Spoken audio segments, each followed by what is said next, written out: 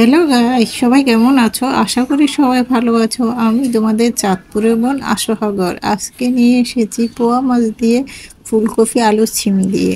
পোয়া মাছটাকে প্রথমে কেটে দিয়ে পরিষ্কার করে নিয়েছি। ফুলকপি আলু এবং ছিমটাকেও কেটে দিয়ে পরিষ্কার করে নিয়েছি। সাথে পেঁয়াজ কুচি, ধনিয়া পাতা কুচি, কাঁচামরিচ নিয়েছি। একদম সম্পূর্ণ উপকরণগুলি রেডি করে নিয়েছি। এখন পোয়া মাছটাকে ভাজার জন্য লবণ দিয়ে দিব। আধা চামচ লবণ পরিমাণের মতো দিয়ে দিলাম। আধা চামচ হলুদের গুঁড়া দিয়ে দিব। মাছের গায়ে ভালো করে নুন হলুদটা মাখিয়ে নিব।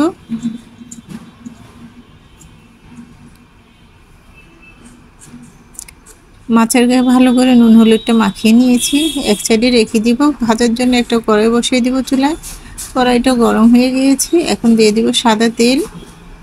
তেলটা গরম হয়ে গিয়েছে। খুসনির সাহায্যে তেলটাকে ছড়িয়ে দিচ্ছি, তাহলে মাছটা ভাজতে সুবিধা হবে। এখন একে একে মাছগুলি দিয়ে দিলাম।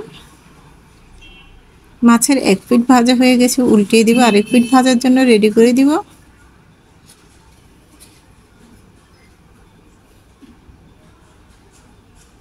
মাছগুলি খুব সুন্দর করে লাল করে ভেজে নিয়েছি, এখন তুলে নিচ্ছি। সম্পূর্ণ মাছগুলি আমি ভেজে তুলে নিয়েছি একটা পাত্রের মধ্যে। এই কড়াইয়ের মধ্যে তরকারি বসিয়ে দিব। দিয়ে দিব পরিমাণে সাদা তেল। তেলটা গরম হয়ে গিয়েছে, দিয়ে দিব কিছু পেঁয়াজ কুচি।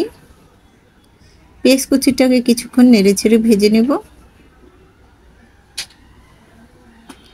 কিছুক্ষণ নেড়ে চেড়ে ভেজে নিয়েছি। এখন 1 চামচ পরিমাণ লবণ দিয়ে দিলাম। দিয়ে দিব 1 চামচ পরিমাণ হলুদের গুঁড়া। দিয়ে দিব 1 চামচ পরিমাণ মরিচের গুঁড়া। আমি এখানে আদা রসুন ব্যবহার করব না, একদম রিয়েল সবজিটা রান্না করব। মাছ দিয়ে খেতে অসাধারণ লাগবে। হলুদ মরিচটা তেলের মধ্যে ভেজে সামান্য পরিমাণে পানিটা দিয়ে মশলাটাকে কষিয়ে নিচ্ছি।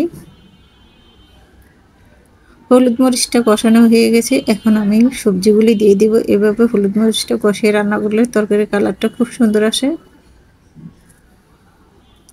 সবজিটা দিয়ে নেড়েচেড়ে হলুদ মরিচের সব মশলার সাথে নেড়েচেড়ে মিশিয়ে নিচ্ছি।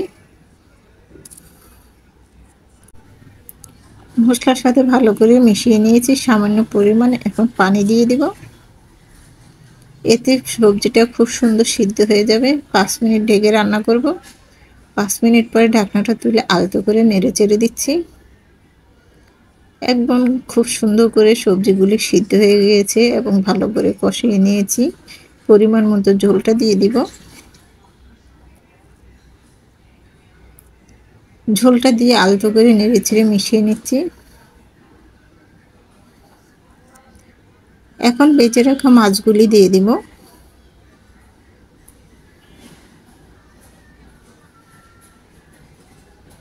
ভেজে রাখা মাছগুলি দিয়ে আলতো করে নেড়েচেড়ে মিশিয়ে নিব। এর মাঝে দিয়ে দিব 4-5টা কাঁচামরিচ কেটে।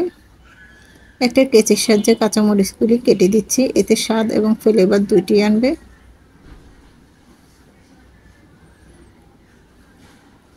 কাঁচামরিচটা দিয়ে একটু আলতো করে নেড়েচেড়ে দিলাম। তরকারিটার বলকটাও চলে আসছে এই পাখি। এখন ঢেকে আমি 10 মিনিট রান্না করব। 10 মিনিট পরে ঢাকনাটা তুলে আলতো করে নেড়েচেড়ে দিচ্ছি। তরকারি কালার এবং খুবই সুন্দর একটা ফ্লেভার আসছে। এর মধ্যে দিয়ে দিলাম ধনিয়া পাতা কুচি।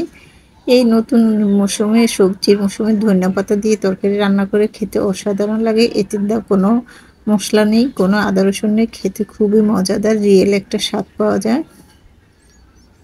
ধনিয়া পাতা কুচি দিয়ে আলতো করে নেড়েচেড়ে মিশিয়ে নিয়েছি। এখন 2 মিনিট ঢেকে রান্না করব, তাহলে ধনিয়া পাতার ফ্লেভারটা তরকারির সাথে মিশে যাবে। 2 মিনিট পরে ঢাকনা তুলে আবারও একটু নেড়েচেড়ে দিচ্ছি। এখন চুলাটা অফ করে দিব। আমার রান্নাটা হয়ে গেছে। চুলা থেকে তরকারিটাকে নামিয়ে একটা মিশ্রণ বলে বেড়ে দেখাচ্ছি কতটা সুন্দর এবং লোভনীয় হয়েছে। খেতে অসাধারণ মজা।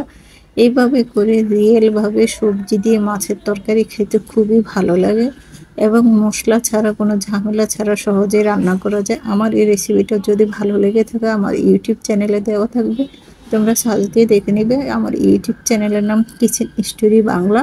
ওখানে লাইক এবং লাল বাটনটা টিপ দিয়ে আমার সঙ্গে থাকবে। আর আমার এই রেসিপিটা দেওয়া থাকবে আমার ফেসবুক চ্যানেলে, আমার ফেসবুক চ্যানেলের নাম আশা হাবর, ওখানেও আমার লাইক কমেন্ট ও শেয়ার করে দিবে, অন্যকে দেখার সুযোগ করে দিবে। আল্লাহ হাফেজ।